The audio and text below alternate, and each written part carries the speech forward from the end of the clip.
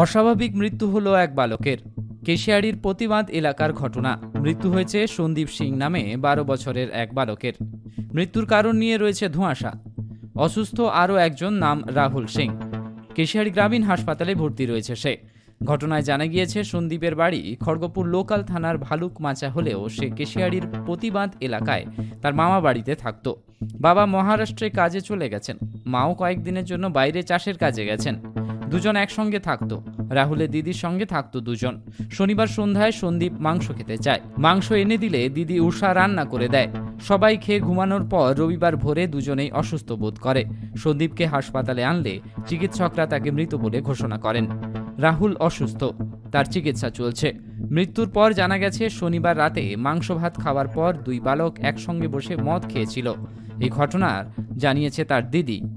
সে জানায় না বললেও শোনেনি। ভোরের দিকে দুজনেই অসুস্থ হয়ে পড়ে। বাড়িতে কেউ ছিল না। হাসপাতালে আনলে সন্দীপকে মৃত ঘোষণা করেন চিকিৎসক। সত্যি মদ খেয়ে এমন ঘটনা নাকি খাদ্যে বিষক্রিয়া থেকে এমন ঘটনা ঘটল তা এখনো স্পষ্ট নয়। ঘটনার পর একাধিক প্রশ্ন উঠছে। দুই বালক মদ কোথা থেকে পেল? কোন দোকান থেকে মদ কিনলো তারা? দোকানি বালকদের মদ বিক্রি করলো কেন? জানিয়ে শোরগোল পড়েছে। ঘটনায় ইতিমধ্যেই তদন্ত শুরু করেছে কেশিয়াড়ি থানার পুলিশ। অস্বাভাবিক মৃত্যু হলো এক বালকের। কেশিয়াড়ির প্রতিবাদ এলাকার ঘটনা। মৃত্যু হয়েছে সন্দীপ সিং নামে 12 বছরের এক বালকের। মৃত্যুর কারণ নিয়ে রয়েছে ধোঁয়াশা। অসুস্থ আরও একজন, নাম রাহুল সিং। কেশিয়াড়ি গ্রামীণ হাসপাতালে ভর্তি রয়েছে সে।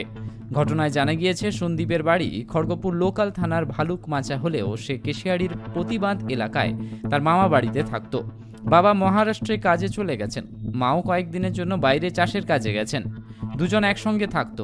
রাহুলের দিদির সঙ্গে থাকতো দুজন। শনিবার সন্ধ্যায় সন্দীপ মাংস খেতে চায়। ঘটনাটা কি হয়েছে? তার মানে ওর বাবা পয়সা পাঠিয়েছিল, তারপরে সে চাল কিনবে বলছিল, তাকে মানা করতে না চাল কিনে। তারপরে আমি বলছি চাল কেনার দরকার নাই, আমাদের ঘরে যখন খাচ্ছিস তখন চাল কিনলে তখন ওর মা বাবা বলবে যে লোকের ঘরে চাল কিনছে আর খাচ্ছে। তার জন্য আমি বলছি চাল কিনতে হবে না। তখন আমি বলছি যেটা খাবি সেটা বলবি, আমাকে আনে দিবি, আমি রান্না করে দেবো। তখন ও বলছে মাংস খাবো।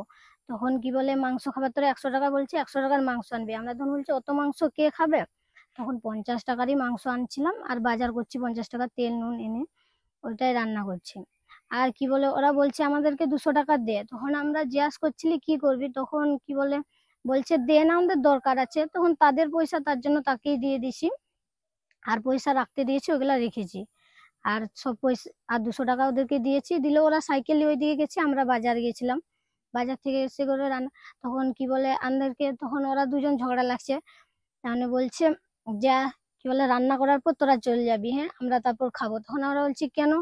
কি বলে তাহলে তোরাই মাংসটা লে রান্না করে খেলে তোরা দুজন। তখন বলছে আমরা তো রান্না করতে পারি না, রান্না করে দিবি চ, আর তারপরে আর কিছু করতে হবে না, আমরা তারপরে খাবো। তখন আমি বলছি ঠিক আছে তাহলে রান্না তারপরে এসে রান্না করছি। তার মানে তা একটু বাতাস উঠছে বলে বাইরে করিনি, ঘরে করছি। তারপরে ঘরে রান্না করছি, কমসে কম 9টা তো বাজে গেছে। তারপরে ঠিক খাওয়া দাওয়া হয়ে সবকিছু গুছা দিয়ে তারপরে পাশের বাড়িকে শুতে গেছিলি, ঘরে তো কেউ নাই। তারপরে শোয়ার পর আধা রাত্রে উঠে করে ওই যে বমি টমি করছে, তোকে আমি ঘুমিয়ে গেছি, জানিনি কি হচ্ছে। ওই যে ঝিয়ারিটা উঠা ছিল, দিলে বমি টমি করে বাইরেই শুয়েছিল। আর তার সঙ্গে যে ভাই ছিল, মানে ভাই কি করছে, ওরও ছাতি ব্যথা করছে, কাঁদছে। তখন আমাকে ডাকছে, দিদি দেখ না ছাতি ব্যথা করছে দমে। তখন আমি বলছি কেন কি হচ্ছে? তখন বলছে জানিনি, থুতু গিললে ওর তার মানে এখানে কষ্ট হচ্ছে। তখন আমি বলছি তখন কি হচ্ছে জিজ্ঞাস করলি, জল খাওয়াচ্ছি, বলছে জল ঘিরতে পারছি নি, কষ্ট লাগছে। তারপরে তখন ওইখানের ঝিয়ারি টিয়ারি গুলাকে ডাকলি, ওরা উঠে করেই করলো। তারপরে সন্দীপের দাদাকে ডাকতে গেল, সন্দীপের দাদা তো আসতে খুঁজলো না কিছুতে। তারপরে ঝিয়ারিটা গাল দিত না, এসে করে ওকে কি বলে যদি বাতাস টাতাস লাগছে তোরে নিয়ে গেল সে একটা এর কাজ, জামাইয়ের কাজ। তখন জামাই বলছে এটা তুমি বলছে হসপিটাল নিয়ে যা।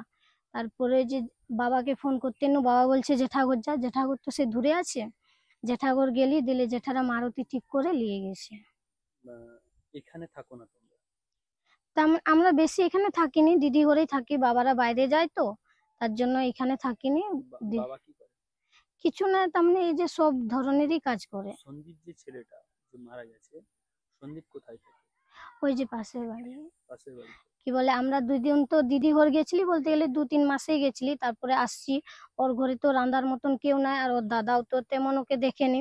তখন আসছে, তখন ভাইয়ের সঙ্গে থাকে, তখন ভাইয়ের সঙ্গে ঘুরে টুরে, তো তখন তখন বাবা বলে যখন ভাইয়ের সঙ্গে আছে তো, শুধু কি মাংস খেয়েছিল না মাংস সঙ্গে না মাংস ভাত মদ দুটাই খেয়েছিল। মদও খেয়েছিল?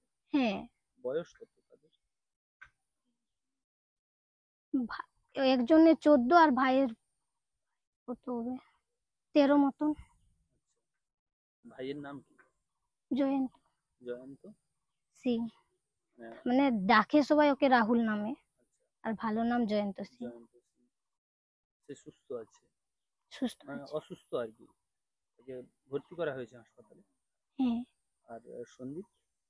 সন্দীপ তো বলছিল, সে যে ভর্তি করতে গেছিল সে বলছে তো আর নেই গো। মানে এই এই খাওয়ার পরে ও কটা নাগাদ শুয়েছিল? হ্যাঁ 12টা ওরকম অব্দি শুয়েছিল, তার মানে ঘুমাতে ঘুমাতে মনে হয় 10টা বাজে গেছিল। এই দুজনেই কি খেয়েছিল? হ্যাঁ। এই যে টাকাটা নিয়ে কি মদ আনতে গিয়েছিল মনে হচ্ছে? বলেনি তো তেমন আমাদেরকে, কিন্তু বললো দরকার আছে, আর যত হোক ওর পয়সা তো আমি রাখে কি করব, তার জন্য দিয়ে দিয়েছি। যখন খেয়েছিল তুমি বাধা দিয়েছে? হ্যাঁ বলেছি, কিন্তু শুনেনি। আর এখনকার ছেনা জানো তো কেমন, কারো কথা শুনবে নি, বললে আরো বলবে আমার বাপের খাচ্ছি, তোর তাহলে কি। কি এই মানে মদের জন্যই কি আজকে তার এই ঘটনাটা কি ঘটেছে? ঘটনাটা কি কি করে জানবো, তারা নাকি বাড়িতে থাকতো প্রত্যেকদিন। হ্যাঁ, আমাদেরই বাড়িতে ওখানে সামনাসামনি থাকতো, এবং সে আমার ছেলেটাও থাকতো, রাহুল সিং এর যে ভর্তি আছে তার সঙ্গে। হ্যাঁ, তারাই থাকতো সঙ্গে, খাওয়া দাওয়া করতো, ঘোরাফেরা করতো, সঙ্গেই থাকতো সব সময়। এবার আমরাও বাইরে থাকতাম, সেই তো ইয়েতে ছিলাম। ওখান থেকে এসে শুনি এরকম হসপিটালে কাল থেকে ভর্তি। সকালবেলায় বলছে এরকম ভোরে যে পেট ব্যথা করছে, আচ্ছা হাক পাক করছে। তখন বললাম ফোন করে যে নিয়ে যাও তাহলে তাড়াতাড়ি হসপিটালে, যেখান থেকে ভর্তি করো। তারপরে যাচ্ছি, গিয়ে ওই তো এখানে এসে এখন পৌঁছলাম, এই তো দেখলাম একজন মারা গেছে আর একজন আছে। যে মারা গেছে তার নাম কি? তার নাম ওই সঞ্জিত, সঞ্জিত? সঞ্জিত সিং। সন্দীপ সিং? সিং, সঞ্জিত সিং। বাড়ি? বাড়ি তার মার গেতে ভালো। ভালুক মাচা, কলাইকুন্ডা ভালুক মাচা। মানে খড়গপুর থানা? হ্যাঁ, খড়গপুর লোকাল থানা। এইখানে প্রতিবাদে প্রতিবারে তার মামার বাড়িতে থাকতো। থাকতো? হ্যাঁ, কতদিন ধরে থাকতো? তার মামার বাড়িতে অনেকদিন ধরেই থাকতো, এখানে জন্ম থেকে বললেই হয়। আর আমার বাড়ি সামনাসামনি, আমার পাশাপাশি একটাই বেড়া। এর মামা বাড়িতে কে কে থাকে? এর মামা বাড়িতে এখন কেউ নেই, কারা থাকে তাহলে? তারা ওরাই থাকে, মানে এই বাচ্চা এই দু বাচ্চাই থাকে। রান্না করে খাওয়ায়? রান্না করে খাওয়া দাওয়া আমাদের বাড়িতে ওই সামনাসামনি, আমরাও বাইরে থাকি, সেই হিসাবে আমাদের বাড়িতে আমার মেয়েটা আছে, এরা থাকতো, দুজনেই রান্না বান্না করে খেত আর কি। আমার মেয়েটাও রান্না বান্না করে। আপনি কোথায় ছিলেন? আমি ওরা বাইরে কাজে গেছিলাম, কোথায় বাইরে? বাইরে এখানে ওই বাদুতলাতেই, কোলাঘাট কাজ পাঁশকুড় করেন? আশেপাশে। আমি কাজ করি এমনি ওই ইলেকট্রিক্যালের আর কারণে। বাড়িতে কে কে থাকে? আর বাড়িতে কেউ থাকেনি। সেই দুই হ্যাঁ, এই দুজনের এরা সম্পর্ক? দুজন থাকে, আর আমার ইয়ে মামা ভাগনা সম্পর্ক এরাও। এই দুজনের সম্পর্ক কি? মামা ভাগনা। মামা ভাগ্নে। হ্যাঁ, আর যে রান্না করে সে তার বোন হয়। কোনো কি কথা কাটাকাটি বা কোনো? না, সেরকম কিছু হয়নি, ওরা সঙ্গেই থাকে, একজন যেখানে খায় সেখানে দুজন একসঙ্গেই খায়, দুজন একসঙ্গেই ঘুমায়। হ্যাঁ, কোনো কি অসঙ্গতি দেখতে মিলছে যে না সেরকম। কিভাবে কেন হতে পারে? আপনাদের কি মনে হচ্ছে যে কেন একজন মারা গেল, একজন অসুস্থ হয়ে পড়লো কেন? রাত্রে খাওয়া দাওয়ার পরে সব যদি ঠিক ছিল তাহলে কেন হলো? সেরকম এটা তো কি করে হলো, কারণ সে মেয়েটাকে থাকাকালীন তাকে একটু জিজ্ঞাসা করতে হবে, কারণ নাহলে তো বলতে পারছি না, কারণ মেয়েটাকে না জিজ্ঞাসা করলে বুঝতে পারবো। ঘটনাটা কি ঘটেছে? ঘটনাটা কি কি করে জানবো, তারা নাকি বাড়িতে থাকতো প্রত্যেকদিন। হ্যাঁ, আমাদেরই বাড়িতে ওখানে সামনাসামনি থাকতো, এবং সে আমার ছেলেটাও থাকতো, রাহুল সিং এর যে ভর্তি আছে তার সঙ্গে। হ্যাঁ, তারাই থাকতো সঙ্গে, খাওয়া দাওয়া করতো, ঘোরাফেরা করতো, সঙ্গেই থাকতো সব সময়। এবার আমরাও বাইরে থাকতাম, সেই তো ইয়েতে ছিলাম। ওখান থেকে এসে শুনি এরকম হসপিটালে কাল থেকে ভর্তি। সকালবেলায় বলছে এরকম ভোরে যে পেট ব্যথা করছে, আচ্ছা হাক পাক করছে। তখন বললাম ফোন করে যে নিয়ে যাও তাহলে তাড়াতাড়ি হসপিটালে, যেখান থেকে ভর্তি করো। তারপরে যাচ্ছি, গিয়ে ওই তো এখানে এসে এখন পৌঁছলাম, এই তো দেখলাম একজন মারা গেছে আর একজন আছে। যে মারা গেছে তার নাম কি? তার নাম ওই সঞ্জিত, সঞ্জিত? সঞ্জিত সিং। সঞ্জিত সন্দীপ সিং। সিং, সঞ্জিত সিং। বাড়ি বাড়ি তার মার্কেটে ভালো, ভালুকমাচা, কলাইকুণ্ডা ভালুকমাচা। মানে খড়গপুর থানা। হ্যাঁ, খড়গপুর লোকাল থানা। এইখানে প্রতিবাদে প্রতিবারে তার মামার বাড়িতে থাকতো। থাকতো? হ্যাঁ, কতদিন ধরে থাকতো? তার মামার বাড়িতে অনেকদিন ধরেই থাকতো, এখানে জন্ম থেকে বললেই হয়। আর আমার বাড়ি সামনাসামনি, আমার পাশাপাশি একটাই বেড়া। এর মামা বাড়িতে কে কে থাকে? এর মামা বাড়িতে এখন কেউ নেই। কি কি হয়েছে কি? হ্যাঁ, বলতে পারছি না। কিছু খেয়েছিলে কালকে রাতে? কি খেয়েছিলে? কি খেয়েছিলে? ভাত? কি মাংস ভাত? দিয়ে তারপর কি হলো? দুজনের মধ্যে কিছু হয়েছিল, ঝগড়াঝাটি কিছু? তাহলে হুম হুম কি খেয়েছিলে? মাংস ভাত? কে রান্না করেছিল? দিদি। দিয়ে কোথায় ঘুমোচ্ছিলে? কোথায়? ঘরে? মানে কিসে, কি নামে লিখেছো? মদ মদ কোথায় পেয়েছো? দোকানে? কি কি হয়েছে কি? হ্যাঁ, বলতে পারছি না। কিছু খেয়েছিলে কালকে রাতে? কি খেয়েছিলে? কি খেয়েছিলে? ভাত? কি মাংস ভাত? দিয়ে তারপর কি হলো? দুজনের মধ্যে কিছু হয়েছিল, ঝগড়াঝাটি কিছু? তাহলে